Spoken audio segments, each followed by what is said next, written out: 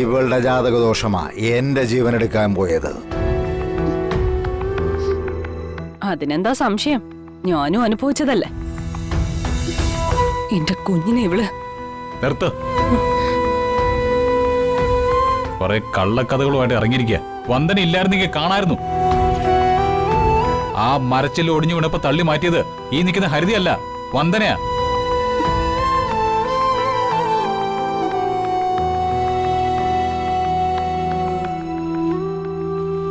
അപ്പൊ വന്ദന ദാനം തന്ന ജീവനും കൊണ്ടാ വന്ദനയ്ക്കെതിരെ അച്ഛൻ സംസാരിക്കുന്നെന്ന് ഓർക്കണം. എടാ, നീ എന്തൊക്കെ പറഞ്ഞാലും ഈ വിവാഹമോ ഈ നിൽക്കുന്ന വന്ദനയോ കുറിപ്പ് അംഗീകരിക്കുന്ന പ്രശ്നമേ ഇല്ല.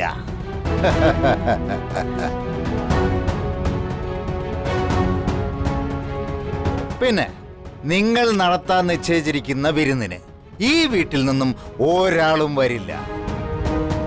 അതുകൊണ്ട് തന്നെ ഈ ബന്ധം ഊട്ടിയുറപ്പിക്കാമെന്ന് കരുതി ആരും ഇങ്ങോട്ട് വലിഞ്ഞു കയറി വരികയും വേണ്ട. വന്നത് പോട്ടെ. അന്നത്തേക്കുള്ള അന്നത്തിന് വകയില്ലാത്ത ഈ ഇരപ്പകളോടൊക്കെ ബന്ധം കൂടാൻ ഈ കുറിപ്പ് തയ്യാറല്ല.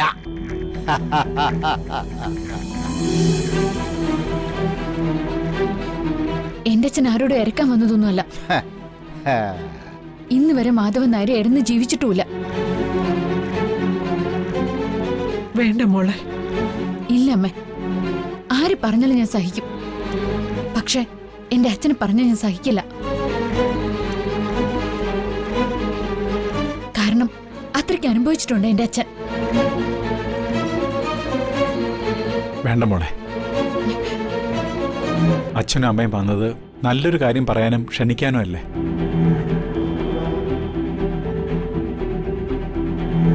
എന്റെ ഭാഗത്തുനിന്നോ എന്റെ മകളുടെ ഭാഗത്തുനിന്നോ എന്തെങ്കിലും തെറ്റ് സംഭവിച്ചിട്ടുണ്ടെങ്കിൽ അത് മറക്കണം. ഇവരെ വരാൻ അനുവദിക്കണം. പറ്റുമെങ്കിൽ നിങ്ങൾ എല്ലാവരും കൂടി വരണം.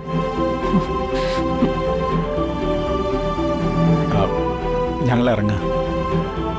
അതെ, ഇനി അവരെ യാത്ര അയച്ചിട്ടേ വരുള്ളൂ. ഒന്ന് വന്നാട്ടെ.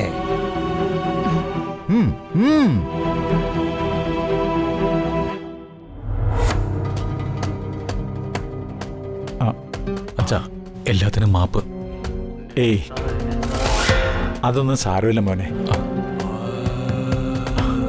എന്നാ പിന്നെ ഞങ്ങൾ അങ്ങോട്ട് ഇറങ്ങാം. അച്ഛാ, വിരുന്നിന് ഞങ്ങൾ എത്തിയിരിക്കും.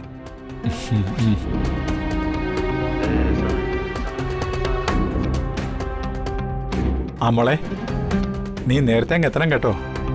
ഇല്ല, ഞാൻ വരില്ല.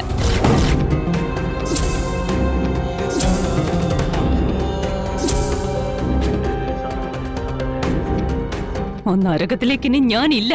ഹരിതേ, ദയവ് ചെയ്തനെ നിർബന്ധിക്കരുത്. ഹരിതേ,